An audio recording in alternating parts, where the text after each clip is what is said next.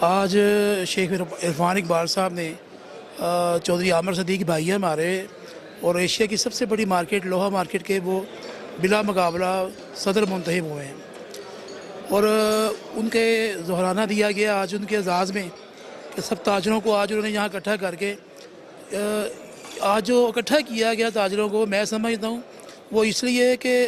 ایک example in کو دکھایا جائے کہ یہ وہ آدمی ہے جو ایشیا کی سب سے بڑی مارکیٹ کا بلا مقابلہ صدر منتخب ہوا ہے۔ تو آپ اس کی طرح محنت کریں، لوگوں سے پیار کریں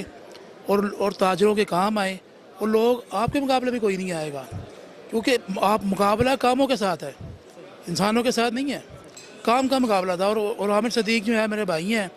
اور اللہ تعالیٰ ان کو اور ہمت عطا کرے، اور اس طرح وہ ہر 2 سال بعد جو ہے وہ ہر بلا مقابلہ ہی انشاءاللہ صدر آئے۔